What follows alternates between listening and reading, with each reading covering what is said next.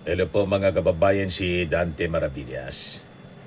Pag-usapan natin yung impeachment ni Sara. Alam po ninyo, sa totoo lang po, si Sara Duterte, game over na po, checkmate, end of the road mga kababayan, sa political career ni Sara Duterte.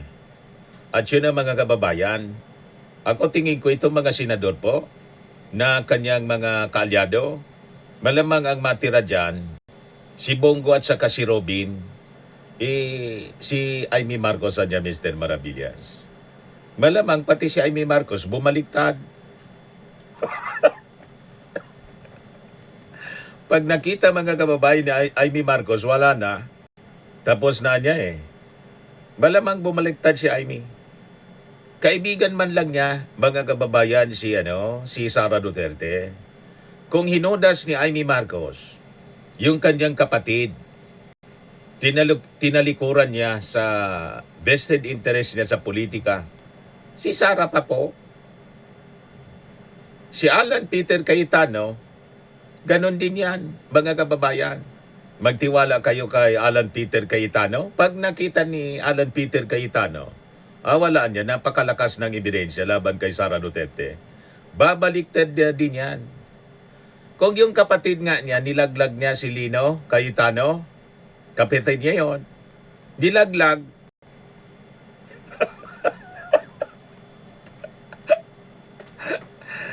Si Sara Duterte pa, mga kababayan, sabi ko sa inyo, this is the end of the road for Sara Duterte. Game over. Yung mga senador na may kinakaharap na akaso, yung plunder, si Jinggoy, si Chis Escudero, tahimik si Chis.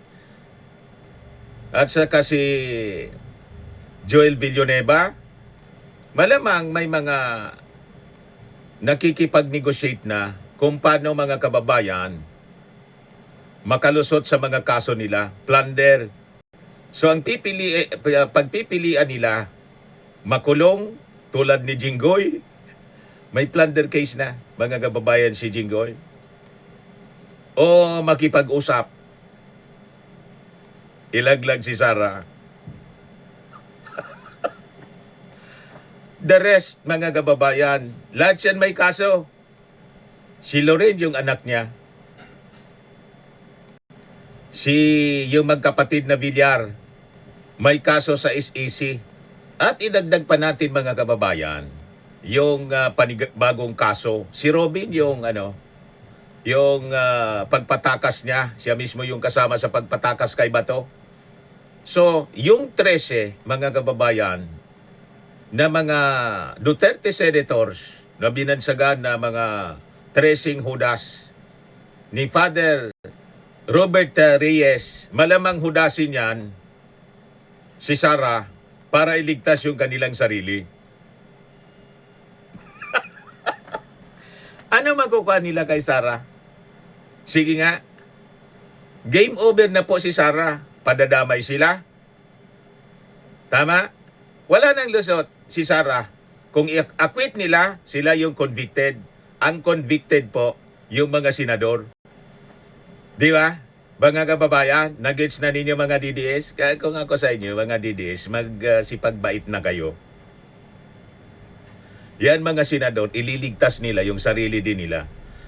Walang rason na iligtas pa si Sara Duterte. Si Sara Duterte, pierdigana.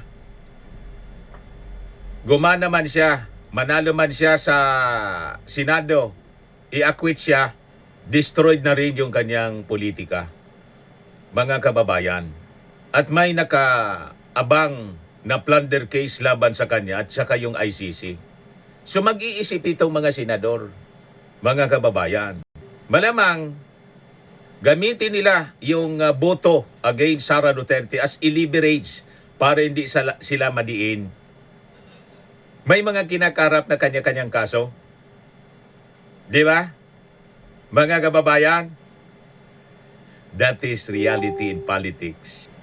So kahit mga kababayan hindi patuluyang makonvict halimbawa lang ha, si Sara Duterte, sa impeachment trial, sapat na po mismo yung proseso sa paglilitis upang durugin po yung kanyang political future. Game over na po para sa 2028. Yan ang reality niyan. Nakita ninyo yung nangyari kay Jojo Binay? Yun mismo ang mangyayari kay Sara Duterte. Hindi man yung impeachment, yung kay Jojo Binay, pero yung Senate investigation na ginawa sa kanyang involvement doon sa Makati, yon ang dumurog sa kanyang political career, natalo. Kaya pierdiga na po ito. I-acquit man siya ng mga senador na kakampi niya na pwedeng madamay na mamatay din ang kanilang politika, pero yung political future ni Sara, totally damaged na po. Pag nangyari yung presentation, which is mangyayari yung presentation ng mga ebidensya. Kasi po mga kababayan, yung tunay na laban, alam po ninyo, hindi lang po sa final vote ng Senado, kundi po sa mga ebidensyang mabubunyag, presentation of evidence, sa harap ng sambayanang Pilipino. Full coverage po. At kapag mga kababayan sinimulang ilatag ng House Prosecution Panel, yung AMLAC findings, mga bank records ni Sara, yung SALN inconsistencies, yung bilyon-bilyon mga kababayan na unexplained transactions, halos po, game over na yung laban. Nagets ninyo? Kaya nga sila po, gustong isabotahe yung Senado para hindi matuloy ang trial. Nangyari pa rin. Kinonbina ni Alan Peter Cayetano. Tingin ko may iniisip si Alan Peter Cayetanong iba. Ito hula ko lang po. Kasi tingnan ninyo, pattern ng pag-ugali ng mga DDS, mahilig maglaglag. Si Digong nilaglag si Bato. Ano sabi ni Digong doon sa Quadcom hearing? Iyan na niya, si Bato de la Rosa. Death squad din niya.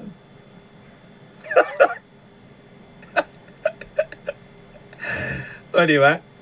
Si Bato naman po, the other day, ayun sa interview pala, nung nasa Senado pa siya, in-interview pala ni Jessica Soco, nilaglag si Digong. Di ba? Sabi ni Bato, nag-isipan niya ako, nagbago na yung aking posisyon na samahan si Digong. Kasi sabi niya ni Digong, ni Tatay Digong, okay siya na solo. Ako naman hindi man magpipresidente. At hindi man niya kami magkikita. Separate yung selda namin. Kaya siya nagtago.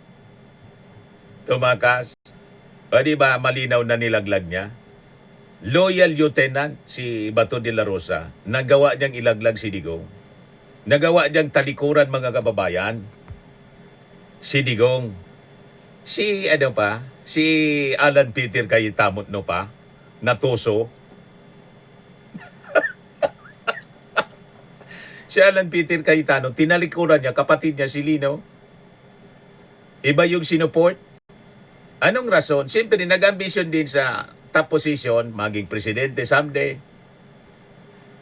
At vice-presidente. Kung sad-sad na ang ratings ni Sara, sirang-sira na dahil sa presentation ng mga ebidensya, tatalikod yan bigla biglang yan babaliktad si Alan Peter Cayetano. Para pagkakataon niya ito magbida-bida. Na despite kaalyado siya, yun ang nababasa ko sa mga statements niya. Ginawa na niya ngayon yung tama kasi nakita yung ebidensya, napakalakas.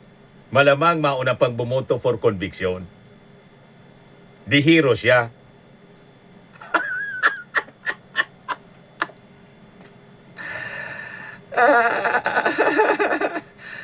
Yung bumantot niyang imahe mga kababayan dahil sa the Senate is under siege, under attack, yung pagkudita niya sa Senado, mga kababayan na perceive na isasalba si Sara, tapos bigla niyang kinonvict, o di ba matutuwa yung mga mamamayang Filipino? Talaga niya impartial itong si Alan Peter Cayetano. Bida siya. Sakripisyo si Sara. Kasi anyway, napakalakas ng ebidensya. So gawin na anya natin yung tama. Nagets ninyo? Game over ito, mga kababayan, sa tingin ko lang. At kahit pa i-acquit nila, game over pa rin mga kababayan. Pag naipresenta yung mga lalakas na ebidensya laban kay Sara Duterte. So totally destroyed yung kanyang future political career. Hindi po itong simpleng political attack, baka yun ang iniisip ninyo. Propaganda. This is reality. Kasi po, ito po ay usapin ng unexplained wealth, posibleng money laundering, maling paggamit na confidential funds, hidden financial transactions na mabubunyag, mapapatunayan, at saka yung systematikong korupsyon, mabibilad mga kababayan. Kaya sa tingin natin mga kababayan, kahit pa magkaroon ng political maneuvering sa Senado, ang reputasyon po ni Sara Duterte ay maaaring hindi na po makabangon. Bakit po? Dahil sa pagkakataong ito, hindi na po puro propaganda yung kakaharapin niya. Mga mga bank records at mga dokumento na. Kaya kahit po manalo pa sila sa Senado, sa boto, na-acquit si Sara, panalo pa rin yung mga mamamayang Pilipino. Dahil nabunyag yung katotohanan. At yun mga kababayan ang tatama. Guguho mga kababayan, sigurado, ang political future ni Sara Duterte, yung kanyang ambisyon para sa 2028 election. Maraming senador ang maaring magkaroon po ng political bias. Alliance o takot sa Duterte political machinery. Ngunit mga kababayan, kahit ano pa yung final vote, yung impeachment trial mismo ay siyang magiging political disaster po para kay Sara Duterte. Para siyang hahampas na tulad ng malakas na hangin ng super typhoon Yolanda. Tama po? Bakit po? Kasi po yung impeachment trial, yung impeachment court, magiging siya pong pambansang intablado. Nakatutok yung lahat niyan ng financial disclosures, mga mabibigat na testimonya, mga documentary evidence, AMLAC findings, audit trails, at yung confidential fund anomalies. So habang tumatagal yung trial, mas lalong lumalalim yung public exposure niya. Mahuhubaran ng tuluyan si Sara Duterte. Guguho yung manufactured image ni Sara Duterte na siya ay isang simpleng leader, simpleng tao na kumakain ng fishball, tusok-tusok. Siya pala, mga kababayan, ay nagkukunwari lang, nagpapanggap. Yun pala, multi-billionaire siya. Guguho yung kanyang imahe. Mga kababayan na ipinaniwala niya sa atin. At hindi na siya pwedeng umiwas dito.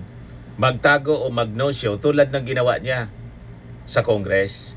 Obligado na po siyang humarap. Pinasumpena na po ni Alan Peter Cayetano, kaalyado niya. Pinasumpena na. At malamang ngayon, naglalaro na sa isip ni Alan Peter Cayetano. Pag alanganin na niya, alangan man, isugal ko yung politika ko. Baliktad ako. Conviction.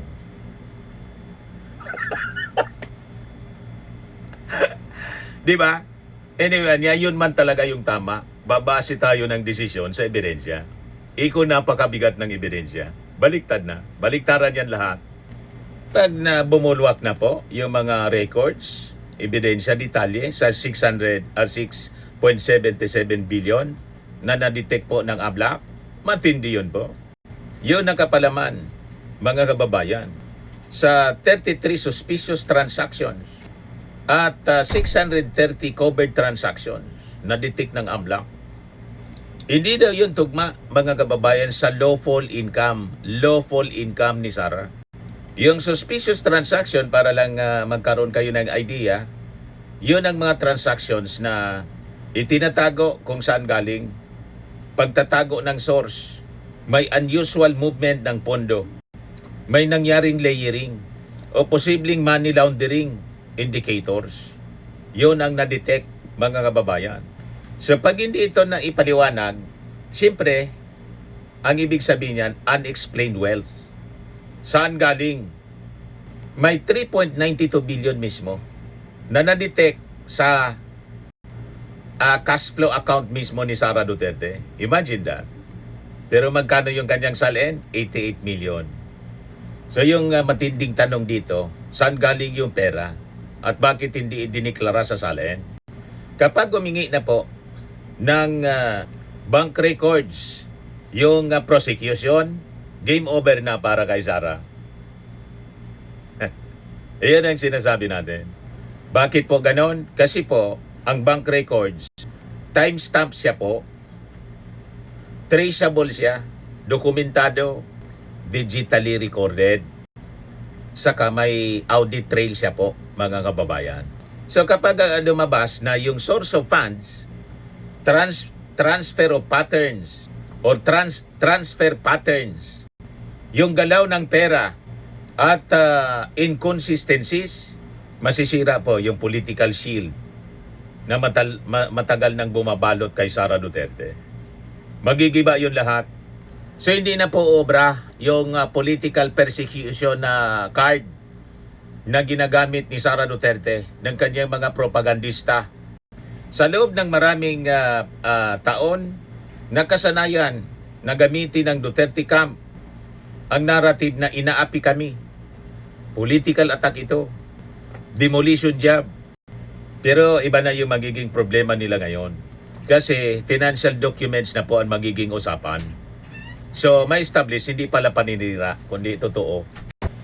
So, hindi impeachment vote, mga kababayan, ang totoong kinatatakutan ni Sara. Hindi po Senate, arithmetic. Hindi po yung media criticism. Ang kanyang kinatatakutan, yung tuluyang pagkapunit ng imahe niya, ng imahe po ni Sara Duterte sa harap ng publiko. So, makikilala na, mga kababayan, matatanggalan ng maskara itong si Sara Duterte. Dahil po, kapag nasira yung public trust sa usapin po ng pera, mahirap na po itong ibalik. At dito po, posibleng tuluyan ng mamatay ang Sara 2028 project. Tapos na yung political career ni Sara Duterte. Game over. Bakit wala nang lusot si Sara Duterte? Kasi hindi na po hearsay yung issue. Hindi na siya simpleng chismis.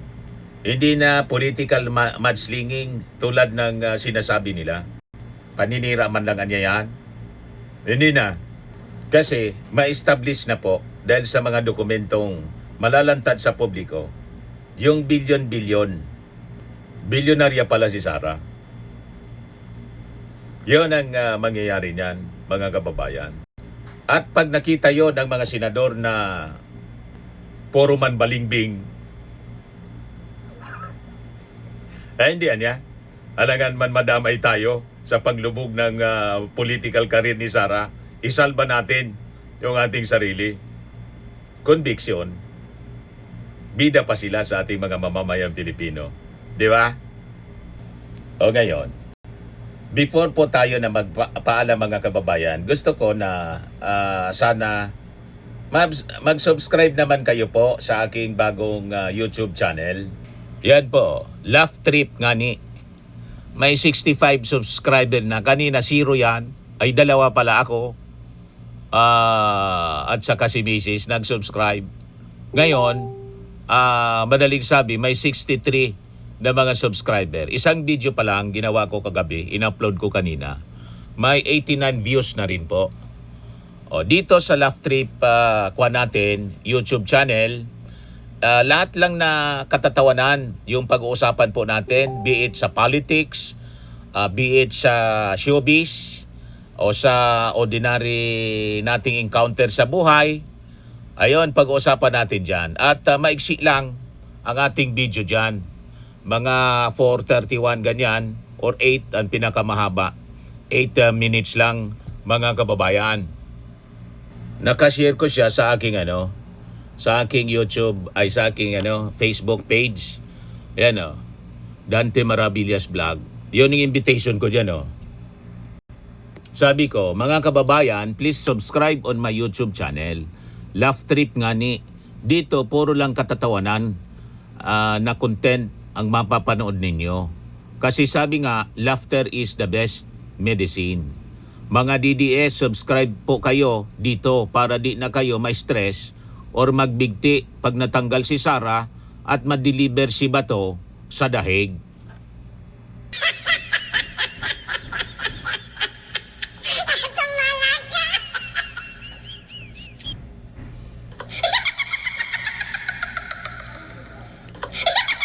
Para hindi kayo may stress. Di ba? Oh, no, no, no, no. Baka magbigti kayo pag pag ano po, na-deliver si Bato, natanggal si Sara sa pagka-vice presidente. Magtawanan na lang po tayo. Anyway, hindi man kayo kaano-ano ni Sara, di man kayo kilala. Loko ka niya talaga, Mr. Maravillas. Oh! So, mag-subscribe kayo, mga DDS, para libangin ko kayo. Di ba? Ayos? Ayusan niya, Mr. Maravillas. Sa mga naghanap ng malinis and spacious fitness gym, pumunta lang po kayo sa aming Colossal Fitness Gym. We also offer Grab Car Rental with our brand new 2023 model ng Toyota Innova. We also accept booking for those who are planning to travel via PAL, Cebu Pacific, and other airline companies, local and international, and bills payment for Meralco Bills, PLDT, Aleco Bills, etc. Ang Colossal Fitness Gym is located at 3rd floor Security Bank Building, Landco Business Park, Legazpi City, Albay. For inquiries, look for Chilon Maravillas. Contact number 0966-802-0949. Yan yung aming Innova. Lagi na pong matao sa amin. Pati mga foreigners po, tingnan ninyo. Mga British tourists sila. Ang lalaki ng katawan na, mga kababayan, nag-gym sa amin. Ito naman po, Indian National. Ito mga mga European sila. Ito naman yung bago naming product na binibenta online, iGlow Serum. Whitening po siya galing sa South Korea.